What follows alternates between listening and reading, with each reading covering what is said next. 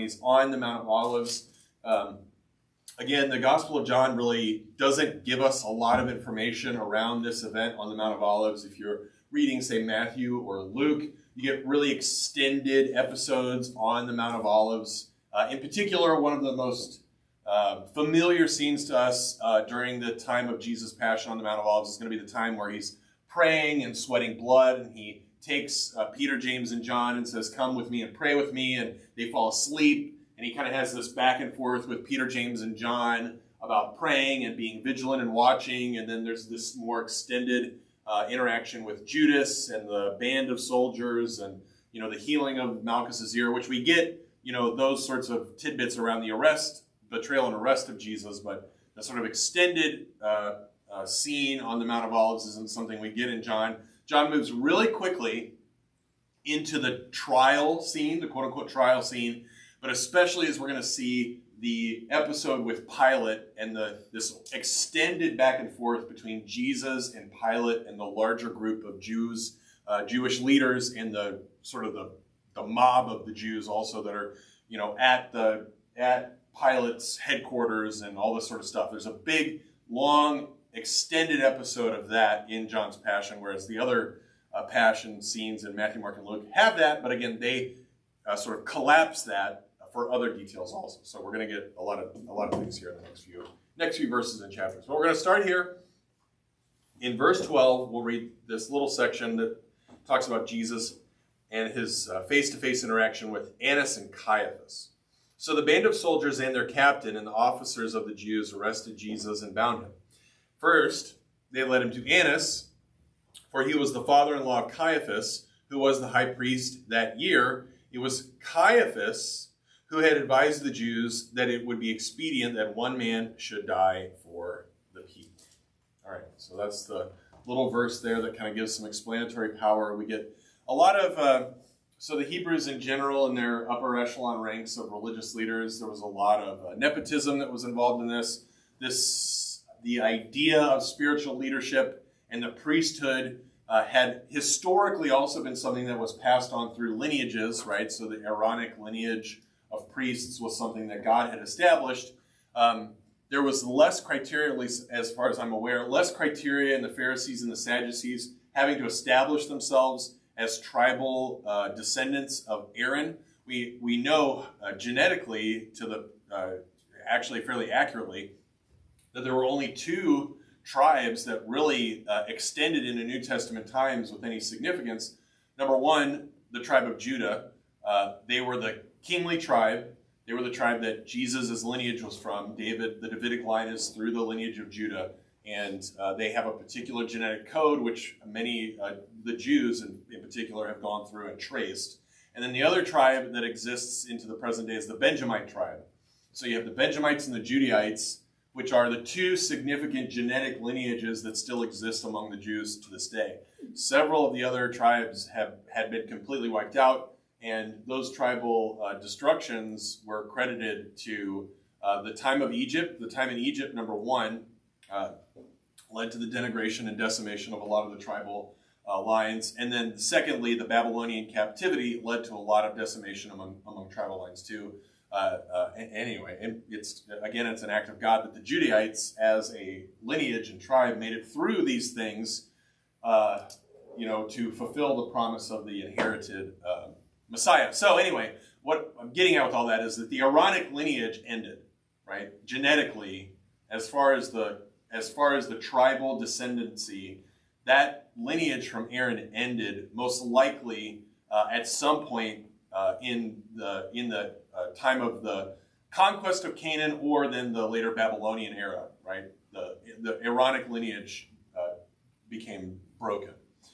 And so the new Pharisees and Sadducees, again, most likely were from the Judaite descendancy, but could have been Benjamites as well. Most likely not Benjamites. The Benjamites were noted, at least, I was doing some research on this reading, they were noted as being the warrior class, if you want to consider them warrior class people. The Benjamites were considered the soldiery, like if there were going to be soldiers and warriors, the Benjamites were the ones that would occupy that position, and the Judaites were the ones that carried on the the kingly dynastic lineages, but also sort of manifested with the religious leadership as well. Anyway, long story there. But the point of this is that even in the days of Jesus, the Jews were still passing along things like the priesthood and the priestly families through lineages, through these family heritages. And St. Paul actually brings this up later in some of his later writings. He brings up that, he sort of talks about it in code, but he says he encourages the Jews in particular not to get so wrapped up in their genealogies, right? And he encourages them not to get wrapped up in genealogies because they would look back and they would try to trace their connection in the Judah lineage, in the lineage of Judah, to some sort of salvific connection to David or something like that, rather than trusting in Jesus, right? They would try to connect themselves to salvation through the lineage of the Jews, rather than connecting themselves by salvation to Jesus Christ. And that was, of course, a big issue for St. Paul. He fought that issue a significant amount of his time. Anyway, so again, Annas and Caiaphas have this relation to each other, most likely, beyond just the fact that Annas was the father-in-law of Caiaphas, right? Beyond just the sort of formal marital arrangement, which of course was significant. Caiaphas has probably some sort of genetic lineage also to Annas, moving along those lines. We do know that there was a lot of cousin marriage that took place too amongst the Jews. Still to this day, it is a little bit of an issue, but not a great issue. So, all right. Anyway, any other thoughts on that little section on Annas and Caiaphas? Just a couple of names. The most significant event there is that Caiaphas was the one that had stated earlier in the Gospel of John that it would have been expedient, that is beneficial to the settling down of any sort of rebellion, beneficial to the calming down of Caesar through Pilate, if Jesus dies, to smash the rebellion that they supposed Jesus was bringing. That was Caiaphas' words of wisdom earlier, as the Jewish leaders, the Pharisees, were planning the demise of Jesus. They were saying it's better that he dies than we let this go on any farther and the whole nation dies.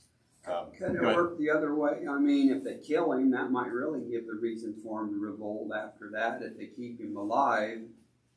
Well, I think they played it right. I mean, if you're going to play something as evil as the destruction of one man, right? Yeah. Saying it like that sounds weird. But the Jews really wanted Caesar to do it, because what we learn about with Pilate is that he is really indifferent almost.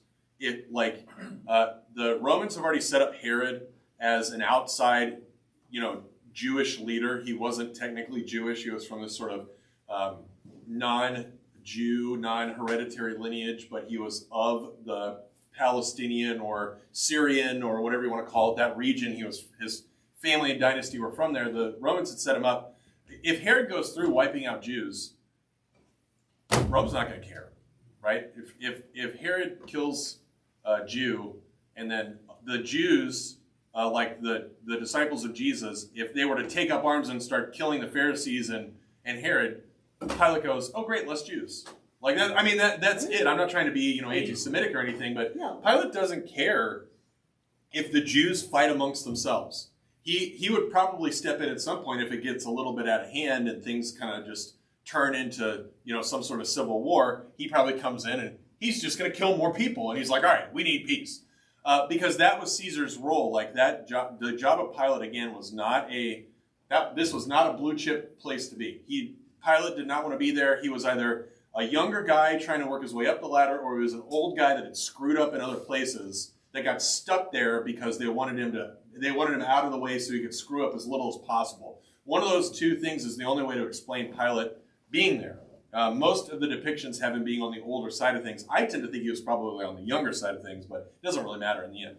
The point is, if the Pharisees, if they do kill him, number one, they already identified, or they're going to identify, which we talked about last time, they don't actually have any legal ground to kill him.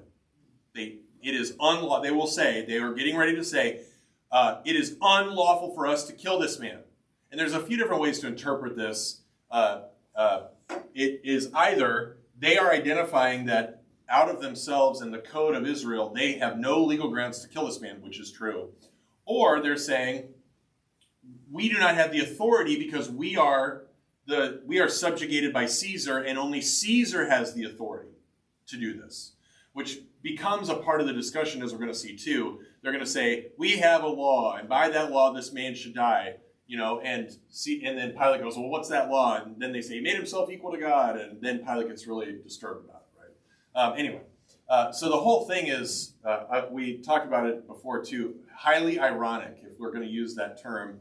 There's a ton of immense ironies that are going to just develop and pop up here by it. But again, if Annas and Caiaphas, if they want to execute Jesus, they could do it. But throughout the Gospel of John 2, what we have heard is that they are afraid of the people. They are afraid of the people. So they are afraid of a rebellion amongst the Jews against them and the priestly families, most likely. Yeah, James. I was going to say, is that really what the big revolt is about? Because, I mean, honestly speaking, every single instance of Jesus, throughout the Gospels is really kind of, doesn't sound like a revolt. It sounds actually quite the opposite. It sounds like people being rather peaceful and not getting all riled up. If anybody's getting riled up, it's the Pharisees and those groups. Yes. So this is normal for sinners to credit malice to people that they don't like and then manufacture emotions to fit that malice.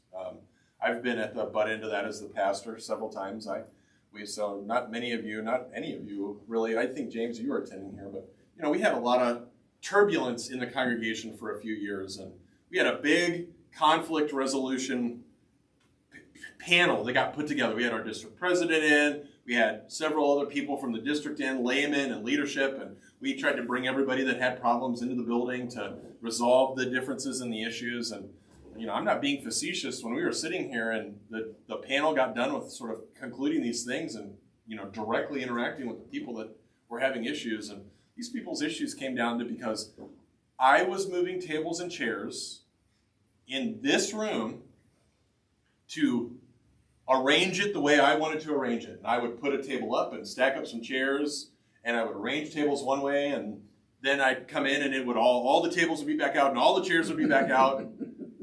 And then I'd rearrange it again and put them up. And that was one of the big disputes, is that, do I have the authority to move tables and chairs in the fellowship hall of the church? And I thought, what a silly thing.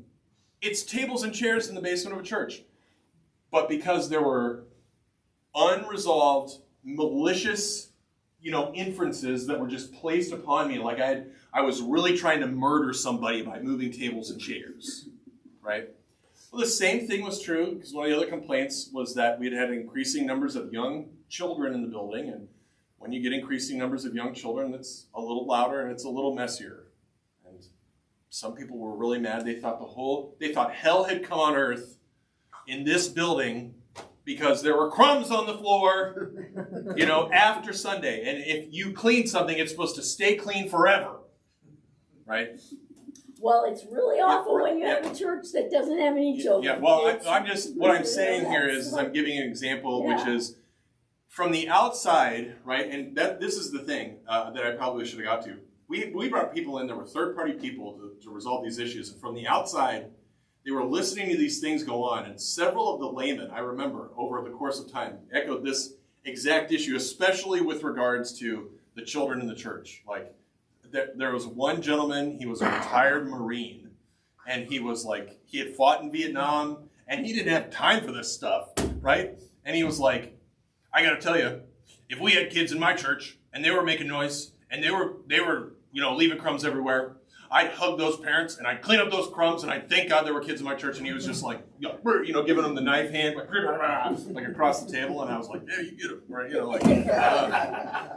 But like that when you're outside of it, James, and you're witnessing this stuff take place, what's taking place is absolutely absurd. Well, that's kind of way the Pilate approached. That's right. Because he's like, this is ridiculous. What are you people so worked up about? This is exactly right. Okay, this is exactly how it is. Now, again, I try to be fair to the Pharisees and the Sadducees to certain extents. Obviously, there are probably Pharisees and Sadducees, and there's plenty of episodes in the text of Scripture in the Gospel of John where they are just kind of malicious, snarly actors, and there's no real way to paint them in any other capacity. But if we are in the Gospel of John, to be fair, there's also plenty of grounds, whereas in Matthew, Mark, and Luke, there's no grounds for sympathy for the Pharisees and the Sadducees. As a total, they seem completely opposed to Jesus and completely irrational at the same time. In the Gospel of John, there are episodes that you see, especially with Nicodemus and Joseph of Arimathea, who are men amongst the leading group in Israel, Nicodemus in particular being of the Pharisees, and they reveal that there is a large split, or at least a factioning, within the Pharisees about the identity of Jesus as Messiah or not. Right? They are wondering about it based on his teaching and his miracles and his person. They're not 100% sure, at least in the day of Nicodemus, they're not 100% sure. Nicodemus isn't 100% sure. We learn that eventually he becomes a disciple, a very sure disciple about Jesus. Now, I bring that up because the role of the Pharisee was to keep Israel faithful. And so I would imagine, too, that, and I've talked about this, that the anxiety that would be a part of being a Pharisee to try to keep this whole people on track, right, so that Rome doesn't squash us again, that probably plays a part in this, right? If you are unaware of your anxieties and what they are attached to, it's very easy to credit malice to something that you're just not aware that your anxieties are raising your levels of tension and anger and hostility towards something, and then you just sort of dump it somewhere, right? Right onto a teacher or a pastor or a physical therapist or whatever, right? You probably have or any worker or whatever. You probably had a boss that's blown up on you, or somebody, a parent or whatever, and you're like, whoa, what is going on here? And then you learn you're going through a divorce, or they're bankrupt, or they're this or that, or they got some bad health news, and they just don't know where to dump all this stuff. I'm not making excuses for the Pharisees, because they dump it all on Jesus, and, well, that's a bad idea. Turns out that was a terrible idea. Now, part of God's plan, still a bad idea, right? Just because it's part of God's plan doesn't mean that they are not responsible for it. That's a significant part of the preaching. And again, what we learn here is they have a reason. They have a reason for doing what they are doing. They are going to kill Jesus because they perceive him to be a threat. They perceive him to be a threat for the integrity of the whole nation of Israel. And they have reasoned out in their heads, which again seems very logical, to kill him rather than being responsible for the destruction of the whole nation at the hands of Caesar. So they are going to manipulate and drive the false accusations against Jesus moving forward in order to orchestrate his death, right? Now, on a ground level, it is a murder. Right? There's a lot of theologians that don't want to say that because it sort of discredits the plan that God has had. But on a ground level, this is an orchestrated first-degree murder, premeditated for a long time. They have wanted this for a long time. Now, we know, and because we are faithful to Jesus, that this has been a plan of God all along. That, again, it does not make innocent. It doesn't, what am I trying to say here? The Pharisees aren't innocent. It doesn't whitewash Yeah, them. it doesn't whitewash, it doesn't exculpate them, or some word, I can't think of it off the top of my head. It's been a long day. But they're responsible. And that's what we got going on here. They have reasoned this out. They are going to do it. They are going in this direction, and they're all on board with it. They have all agreed to the terms that this man should die. All right? The whole group has. All right, any other? Well, I mean, Go ahead. jumping ahead a little bit. No, it's fine. The destruction in 70 Yep, AD. Yep. Was that in a revolt that they revolted the Jews? Yes. So it was in response to, again, well, we were talking about Minnesota. I will just beat the drum. You don't make Caesar mad. Don't give him the reason to use the sword. Stay away from it as much as you can. Even if you don't like Caesar. Nobody likes Caesar, right? Like, that's the thing.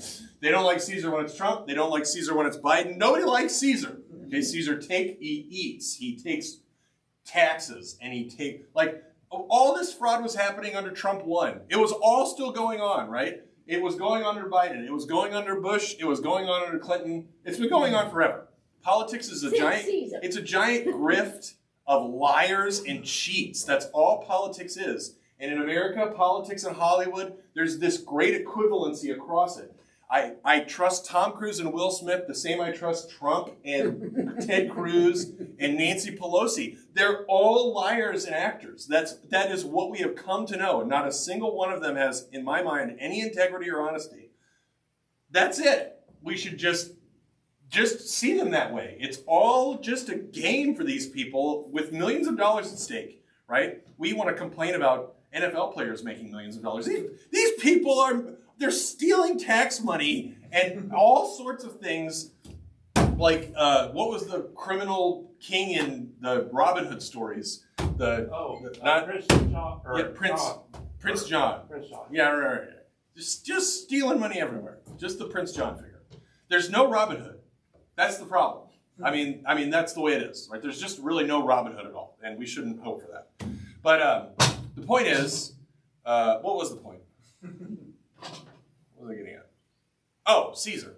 Caesar is always the one that we should want to stay. We should just stay away from him as much as we can. And the Jews, 70 AD. The Jews don't do that. They think their time has come. They think it's time to break loose of the chains of Caesar and re-inaugurate the kingdom, the Davidic lineage. The Benjamites take up the sword, and they end up retreating into the temple complex because it's the most fortified place in Jerusalem. And who was the Roman general that came in? Is that where they starved them out? Well, so it started with a kind of a siege. From what I remember reading in Josephus, gosh, what was the name of that guy? There was one general and then like two subordinates. And the general was kind of this old, fat, lazy guy, right? Whatever. He had, worked up the ranks, and he had accomplished a lot of great battles, and now he was leading troops into Jerusalem, and he was not very interested in that. And there were two other subordinates, and one was a very, sort of described, I think, as kind of being like a very subordinate type, and the other guy was a very not subordinate type. And the not subordinate type guy led his troops around one side, and there's conflicting reports in history, which always seems to be the case. But what ended up happening on his side of Jerusalem was that a fire broke out, and that fire made its way into the temple and actually burned up the temple and all the Jews within it. And I think there was something like 3,200 Jews that were supposed to be in the temple complex at the time when it burned up. And that was the destruction of the temple. And then, again, Rome didn't care, right? Rome saw the flames go up, and they were all like, "Oh, I guess that's over with," and they all left.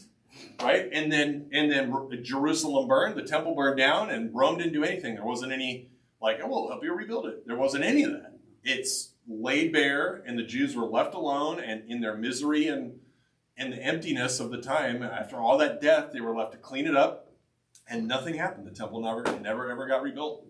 And they had 600 years before Islam came in. That's what people just, they don't understand, that there was a long time for the Jews to rebuild the temple. They had half a millennia to pull things back together and get the temple rebuilt. That's a long time. What are we at as a nation? We're at 250 years this summer. There's a lot of stuff that's gone up and come down and gone back up. And come back down and then gone back up again.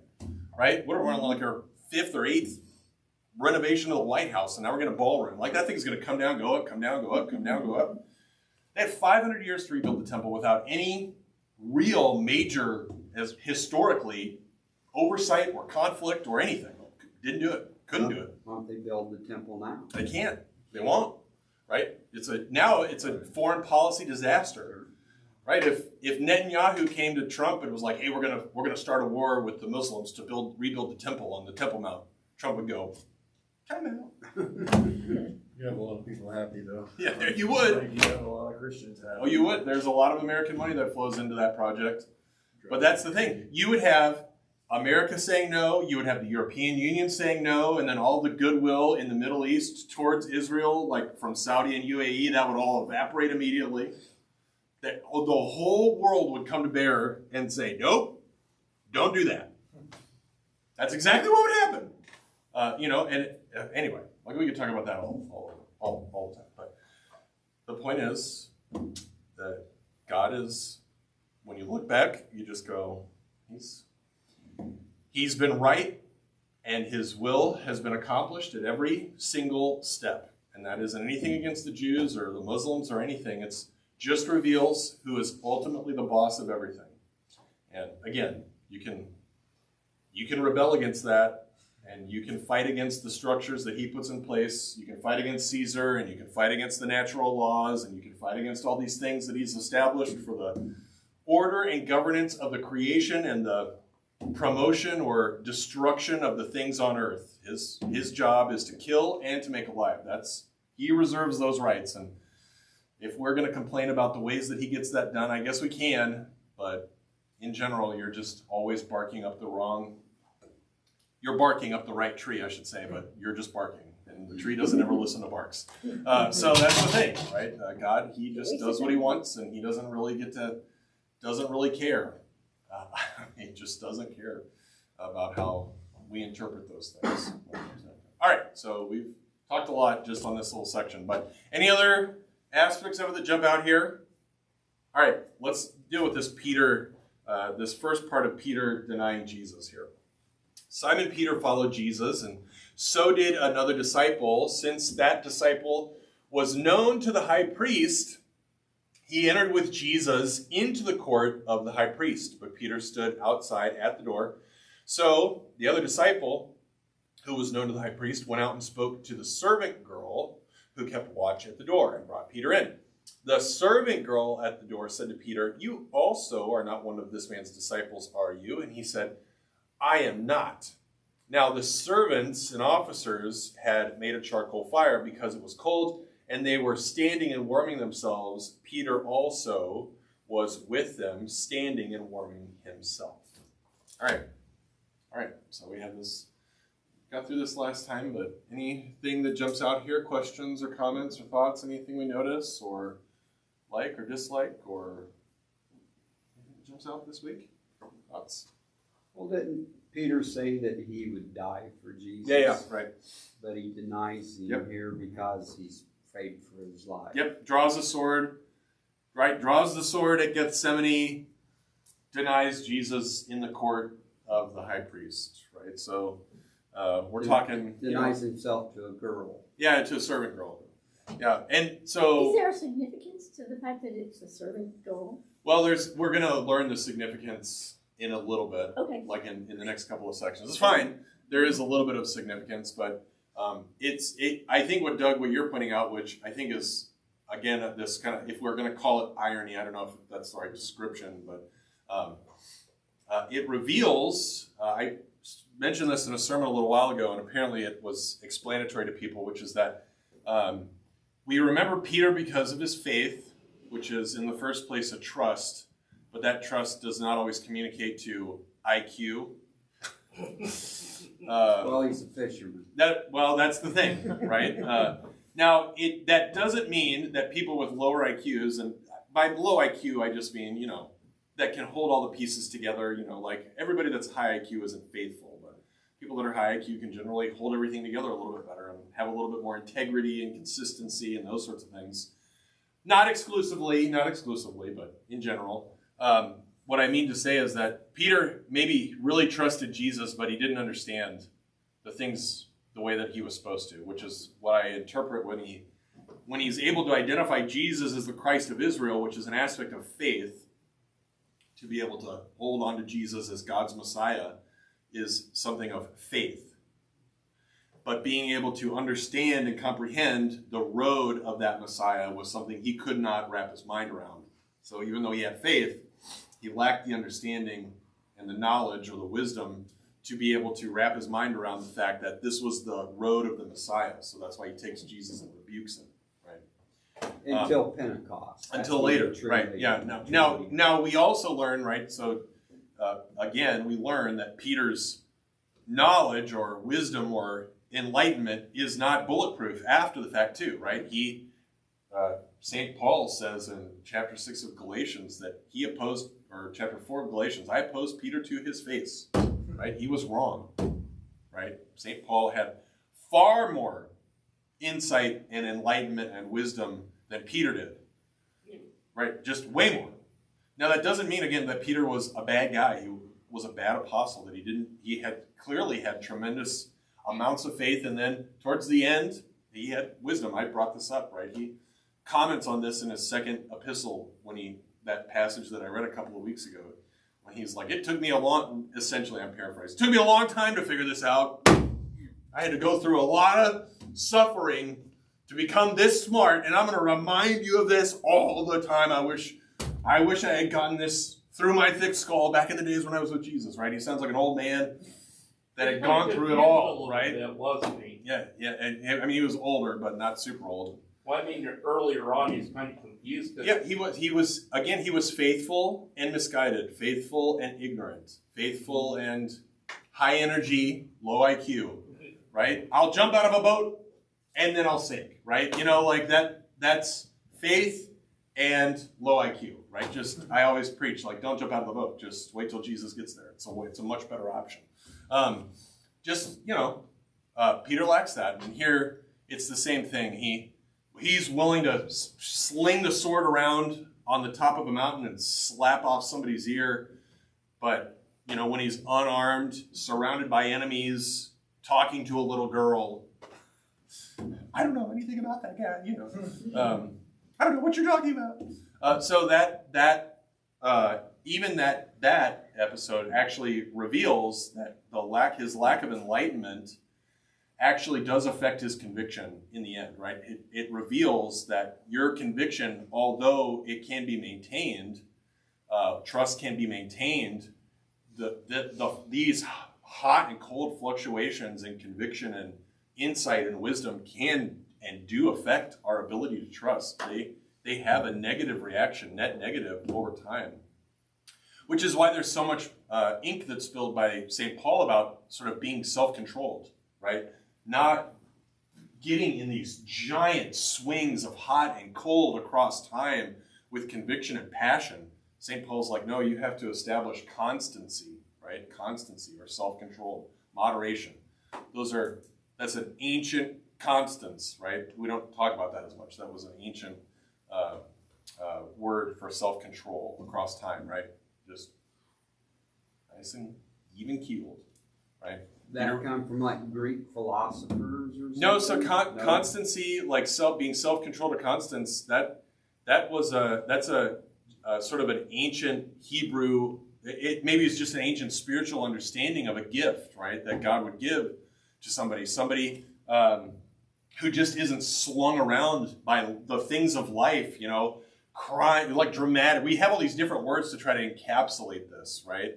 Wishy-washy and dramatic or depressed and all these things. Like we kind of have all these different categories, manic depressive or whatever, right? But just like people that are just whipped around, like Peter is. Peter is, I think he's a very clear example of this in the text of Scripture. He's hot and cold and high and low, and he's here and he's there. And after Pentecost, it gets a little more constant, but he still has problems.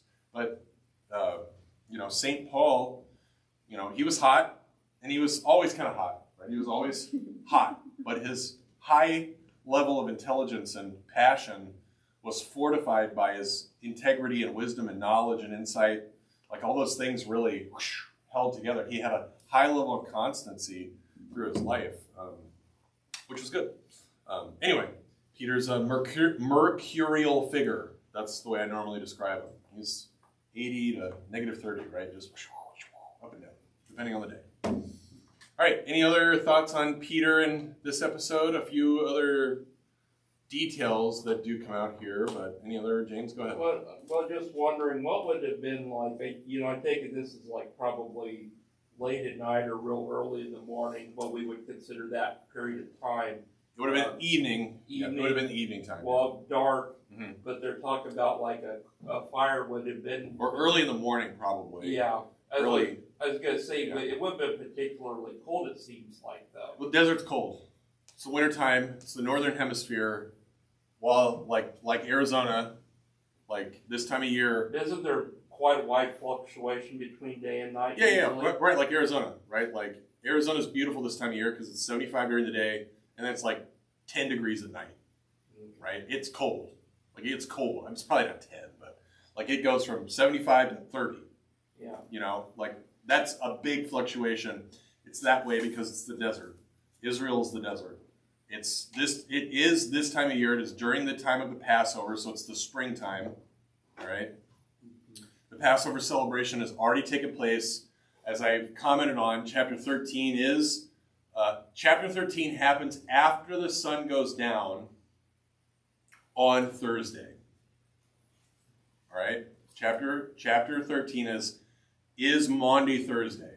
After the sun goes down, they are celebrating the Passover observation. That is, after the sun, they're lighting the torches. They are slaughtering the lambs at twilight, which was ordered by God in Exodus 13. Exodus 12. They are doing these things in the order of the law. They are doing all this stuff. They are celebrating the meal in the fashion that was prescribed by God through Moses. That all takes place in the early evening. Then, after the Passover event, this is later on Thursday evening, probably after several hours. Then, in chapters 14, 15, 16, and 17, Jesus is walking with them across Jerusalem on Thursday evening or very early Friday morning, one or the other. Because again, the 12-hour atomic clock, that's digitally linked to your cell phone and every other clock in the world, that doesn't exist, right? When we say midnight, we think 12 a.m. on the dot, which is 12 hours from when I ate lunch. All right? They don't have this sort of stuff. They have chickens crowing, and they're like, it must be close to morning. Right? Then they see the sun coming up, and they go, first hour of the day. Right? That's the clock. Right? They are an observational people. Their lives are governed by the sun and the moon. They have lamps that they can light. Probably not that effective, right? We have lights that we can keep on 24 hours, and it's like basically a daylight. We can trick our bodies into believing it's not night anymore. They don't have that. The events that are taking place now are taking place for sure in the early morning hours of Friday. Could be super early, right? 5 in the morning, 4 in the morning, something like that. But whatever it is, it's dark and it's cold. And it is the process of Jesus' passion is about to take place so that by Friday evening, he will be dead. That's the trajectory we're on. Okay, so the next 12 hours is going to be his death, essentially, roughly. All right? Any other thoughts or comments here? Questions? Any other pieces that jump out or needs for clarification or anything? All right, the question of the servant girl can be a clumsy one to understand, but I think if we understand this, John gives us some interesting insight here. So, Simon Peter followed Jesus. This is right at verse 15. And so did another disciple. This anonymous disciple is the gospel writer John. This is always how he sort of identifies himself, right? Sort of nondescript, unidentified. Since that disciple, John the Evangelist, was known to the high priest, we talked about this a little bit, we do not know how or why, he entered with Jesus into the court of the high priest. All right, this is a very important sentence. Entering with Jesus, that is the prepositional phrase. The preposition there is with Jesus. That's a prepositional phrase in the Greek. Okay, and that's an important prepositional phrase. What that identifies is that the evangelist John is aligning himself with Jesus as they are walking in to the high priest's chamber. Right? That means if John is known to the high priest, then the high priest knows that John is with Jesus. All right? That is operative because so the other disciple, who was known to the high priest, went out and spoke to the servant girl who kept watch at the door and brought Peter in. Right? So this is John the Baptist who permeates, right? The doors kind of close and Peter's on one side and Jesus and John are on the other side. Right? I mean, John the Evangelist. John the Evangelist. Did I say John the Baptist? Mm-hmm. Sorry. My John the Evangelist. They have walked into the high priest's chambers, and Peter is on the outside. And then John the Evangelist comes back out and gets Peter inside into the inner side of the compound. Not all the way in, but at least in the courtyard where there's the charcoal, right? So it's like about to happen. Yeah. This is all this, and the servant girl is sort of the gatekeeper, right, between the two areas.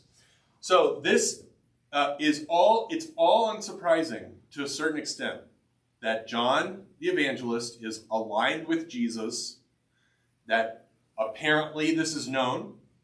This is not apparently such a significant issue that John is going to be persecuted, as far as we know. So John is with Jesus, and he comes back out to get Peter. Then this is why this is so damning of Peter. Okay? The servant girl at the door says to Peter, and this is how this probably should read. Oh, so you're one of his disciples too. That's probably how that should read, according to the Greek, right? Because it's kind of clumsy. You also are not one of his disciples. This man's disciples, are you? Right? It's like, oh, you're one of his disciples too? Right? Like this question assumes a negative answer that she's asking. It's also like said out of shock. Like, oh, we knew that John was, but you too? Huh. And then Peter goes, no. All right? That makes the whole scene a bit more, number one, dramatic. Number two, damning to Peter. Number three, just right in front of John, too. Oh, man. All right, now, having sort of unpacked it a little bit more, any thoughts or comments on this at all? Probably got a real weird look from that girl, I imagine. Yeah, it's a confusing thing, right? Why would John... We know this John guy. The servant girl probably knows this John guy, right? John has been involved with the high priest to some degree, in and out of the place, whatever. Servant girls aren't bouncing around between different houses quite often, right? You're kind of stuck at one place. She's knowing John. John goes out and goes, hey, Pete, come on. And then, it's not in the text of Scripture, but you could almost see him like saying to the girl, he's with me. And then the scene is tense too, right? Jesus is about to be formally sort of convicted or tried about this. They're not 100% sure that Jesus has predicted his death, but the disciples have serious questions about this. And actually in the Gospel of John, the death predictions don't manifest themselves. He never formally comes out and says that he is going to be, like he does in Matthew, Mark, and Luke. He doesn't come out and say, hey guys, in a couple of days I'm going to be tried, crucified, die, rise again, just be ready. He doesn't give those predictions in the Gospel of John. He gives sort of pregnant images of his upcoming death and the way that he will die, but never any concrete sort of plain statements, or at least not as clear as Matthew, Mark, and Luke. So when Peter is going through this with John, John is maybe assuming, hoping for the best, deference from the leadership that Jesus' life might be saved. Maybe he knows that it could go bad. Maybe he's hoping he can advocate. Who knows? But he slaps, Peter and goes, hey, Pete, come on. And then tells the servant girl, maybe, again, not in the Scriptures, he's with me. And then John enters. And then sometime in between this, when the girl, you can see her almost like, oh, you're one of his disciples too, huh? No. I find it interesting that, kind of the gatekeeper, it's this girl who's kind of really at the low end of the cultural food chain. Yep. Know? Overall, she is a non-threatening figure. Yeah. But actually what happens there, that's quite significant. That's right. And her asking that question is a big deal. Yes. So there's a lot of image-rich things here, like Peter doesn't enter in faith, doesn't enter with a trust, doesn't enter with discipleship, right? This is this foreboding thing. It'd be a heavy scene. If Quentin Tarantino was directing the movie, Peter would have some kind of like brightness or light or something on one side of the gate. This episode and scene would happen where he would say, no, I'm not one of his disciples. Right? I could play this out of my head, right? John comes through. He's like, hey, Pete, we're ready to go. Like, come on, follow me. He's with me. And John goes through. The girl stops him. Boom, grabs him. Oh, you're one of his disciples too? And Pete goes, no way. And then you see, like, Tarantino would have, like, the total focus on Peter, and then, like, the background would swirl, and it would kind of go from being kind of, like, maybe, like, bright and warm to being, like, dark and evil. And then he would enter into the gate. And then on the other side of the gate, it's dark and heavy and, like, quiet. You know, like, I could totally see it.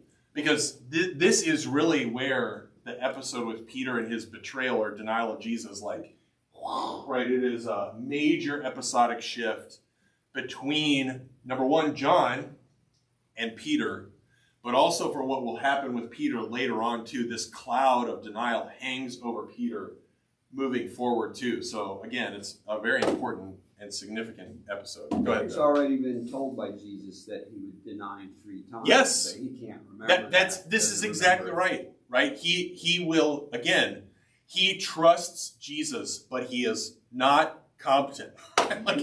This is it. Jesus has already told him about this whole thing. And Peter cannot comprehend that is the case, right?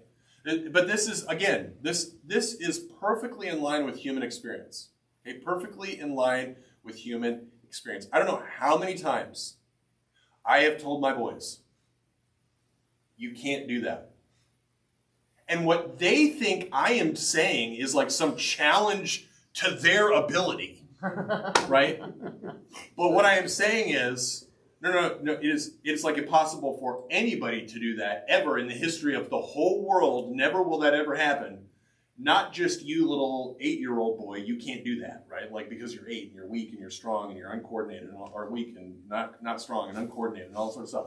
They think, Dad told me I can't do that, right? I'm gonna jump off the deck, you know, show him. I don't need a net. That's not, okay? What Jesus says is, you're gonna deny me, and Peter just goes, no way, no. Wrong. Which, again, makes complete sense to me that this would be this sentiment. It will not fail. It will not fail. We'll get through. We're going to get into Lent. We're going to especially get to Good Friday. Our Good Friday service is very heavy. It's very dramatic. There's a lot of stuff that goes on in our Good Friday service. It is always highly attended by people that are not members of our congregation. Always a lot of people. We're one of the only remaining congregations in Oskaloosa that still does the Good Friday service, like the heavy Good Friday Tenebrae service. Now, several other congregations do, but we're one of a few. It just blows my mind. And I'll always get somebody that will either comment or send me an email or something, and they'll say, you know, Pastor, I just can't help thinking that if I was there, things would have been different. And I was like, yeah, you probably would have died, right? Your life would be significantly different. You would have died too. But that's the point. Like, people, what they're getting at there is that if I had been there, Jesus wouldn't have had to die that way, right? I would have fought with Jesus. You know, I would have died with him. I would have just, it would have been all different. I would have had so much faith and bravery. You know, that's what they're getting at, right? And I always say to people like that, I've gotten less. I've never had a problem being indirect, but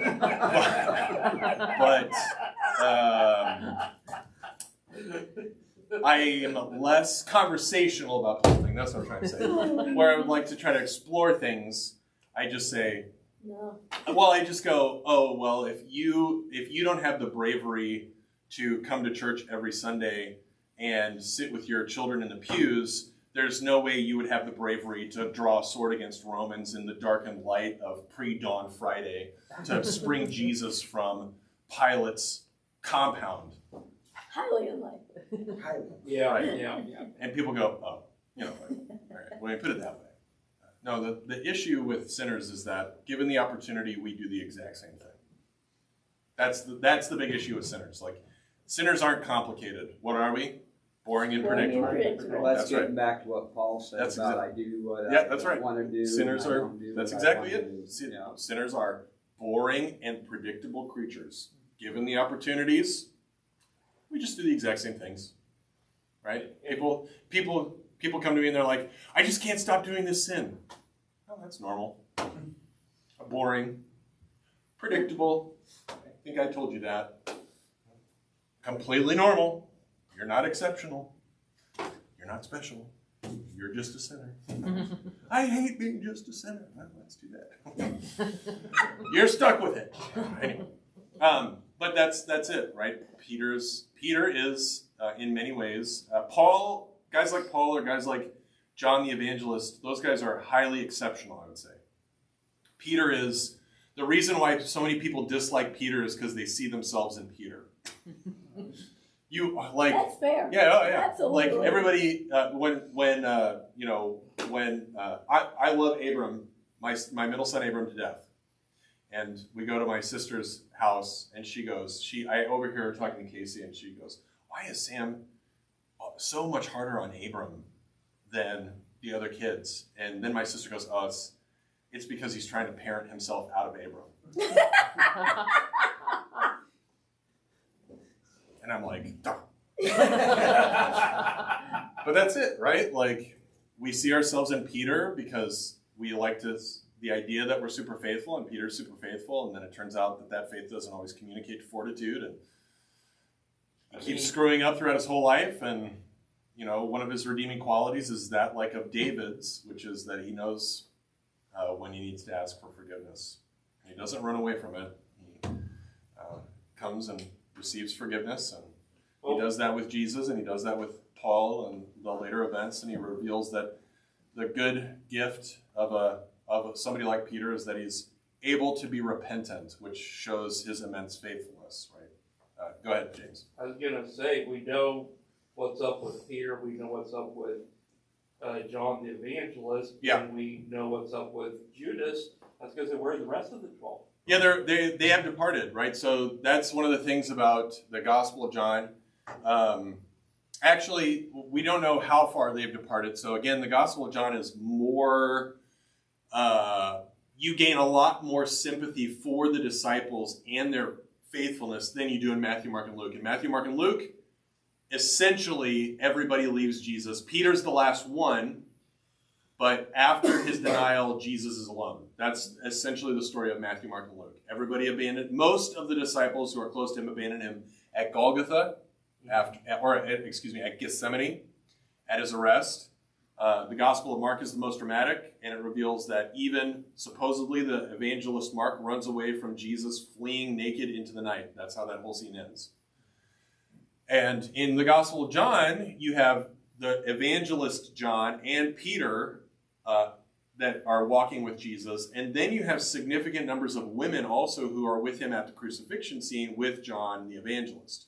Peter isn't around, Judas isn't around, but Mary, his mother, and other ladies are there, as well as John the evangelist. So in the Gospel of John, there's far more fortitude displayed by the disciples, and in particular the close relations to Jesus, than in any of the other Gospel accounts, which is good news. But you also highlight the fact that there is only, at this point, only two that are there, which is Problematic. well, it just reveals, again, when, we like to think that we have a lot of bravery. But we really do. We have a lot of fortitude, we have a lot of conviction, we have a lot of fire, we have a lot of bravery, right? They saw him bring back somebody from the dead. They and saw a lot everything. of stuff. They saw a lot of things, they heard a lot of stuff, But it just reveals, again, it exposes the heart of sinners and the immense desire for self-preservation, or whatever you want to call it, which again isn't wrong, isn't bad, but this is just sinners have a constancy. We desire constancy with regards to faithfulness and the integrity of virtue because of faithfulness, but sinners just have this constant thing, right? You keep screwing up. That's pretty I know, constant. you keep screwing up, and there's sort of a playbook. Oh, it's going to go from here, and it's going to go to there, and and it's going to do this, and it's going to do that. I mean, I could stencil this thing out and just like hold it up to you, and you would just get really mad that I know exactly how this is going to go. And I'm like, I read the Bible, and I have been your pastor for 15 years. Of course I know how this is going to go, right? This goes the same way all the time it goes. It's no mystery the way that this is going to go. And that's just it. Given the opportunities, we do the same things. Given the opportunity, we're bound to do the same thing. We almost have no choice in it. It really only is by an act of God's grace and mercy that we can move forward in faith and breaking the cycles of sin, right? That is only God's grace and mercy that do that. It is not the product of human will and energy.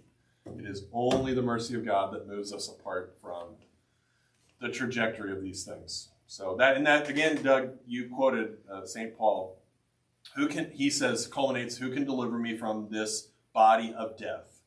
That's the culmination of that passage from Romans that you brought up. The things that I want to do, I don't do, and the things that I hate doing, I keep doing. And eventually he says, who can deliver me from this body of death? Well, thanks be to God in Christ Jesus, my Lord. Right? It is only God's initiative made clear in Jesus Christ by the power of the Holy Spirit that any of us have moved past or can move past or grow up a little bit, right? Beyond just the hamster's wheel of destructive power. All right. Any other thoughts or comments on that or this passage or any of the other themes? Or I guess go ahead. Kind of on both sides. I'm seeing Yep. how there's just two inevitabilities where, you have like the instance where Peter draws a sword trying to stop the crucifixion, Yes. but the crucifixion has to happen. That's right. On the flip side, you see the inevitability of Peter has to deny Jesus. Yep. He has to, so it's Yep. like both sides. Like That's right. no matter what happens, both is inevitable. That's right. It has to happen. Yes. It can't happen without the other. Yes. This is exactly right.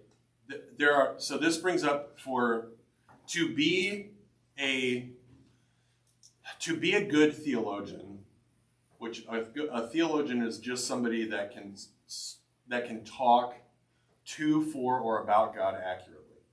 That's all a theologian is. To a certain degree, we're all theologians. Some of us less professionally than others, but that's okay.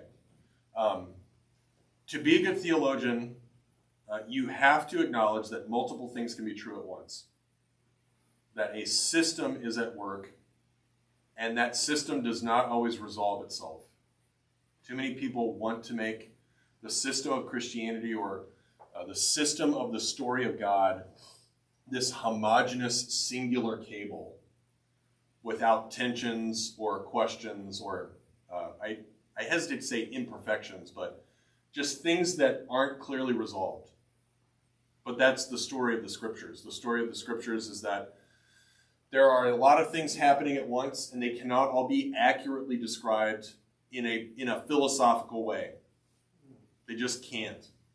They hold together because of God and what He's up to, but they don't resolve themselves very clearly. Like this whole thing, right? People, well, did God know that Judas was going to do that? Of course He did. So then why did He let him do it this way? And why did Jesus make him one of the apostles? And did He take communion with the rest of them? Like all these things, right? All these big questions about the way that God is acting things out across time. Did Judas do that on his own accord with his own will? Or was this God? Was he just some puppet of God? What about me? Am I a puppet of God too? What if I deny Jesus? And they just go, right? They want this all to be this clean, antiseptic, homogeneous, right? Amish romance story from up in the St. John Lutheran Light. No drama, no. They need to read it. They want it to be an I Love Lucy episode. Maybe there's a little bit of a bump in the road, but in the end, Lucy and Desi are always in love, playing in the cabana, right? She's dancing and he's tooting on his trumpet, right? They always want it to be Lucy and Desi Arnaz. People don't. This is why Shakespeare was so genius for his time. Romeo and Juliet is tragic. Why is it a tragedy? Dark, comedic tragedy. Because they both die in the end. And they both From the die most horrible, from being unresolvable idiocy of youth and love and passion. And there it is, right? And they're both dead in each other's arms at the end of the whole episode, right? Tragedy, death. And now this breaks down because everything resolves in death. But that brings to bear the big issues with what's going on with Jesus and how this resounds into the present day with the way God works things out. We would like to know all of the things and how they resolve. But what do we learn? That's not happening. Well, we learn that the only way to have anything good or firm or resolute is faith in Jesus Christ. That's the only thing that is clearly revealed and resolved in the text of Scripture. Everything else is a giant question mark. How it hangs together, exactly how it's going to resolve for people, why this, why that, all these questions, right? What's God up to, all this stuff. None of that stuff is intended to be resolved completely through the whole narrative of the text of Scripture. What is intended to be resolved completely? Where you put your trust. What do you stand on? Where do you put your trust? That is what is intended to be completely resolved without equivocation. And what is revealed is Jesus Christ.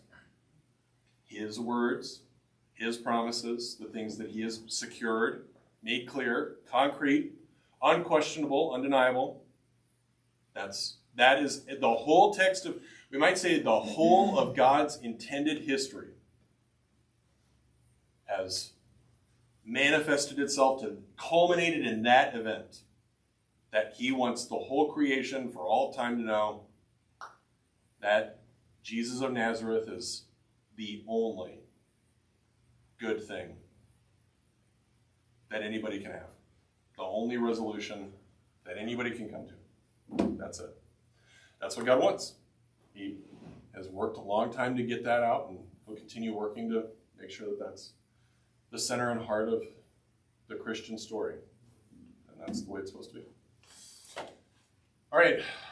Any other thoughts on that or comments, Cam? Or I just like, I'm kind of thinking like on the flip side of Peter's betrayal, where Jesus like essentially going to betray me. Mm-hmm. Like, what if he's like, yeah, I'm totally going to betray you. Yeah. Like, I guess it just speaks to like you said, it's the inevitability That's right. of sin and uncertainty.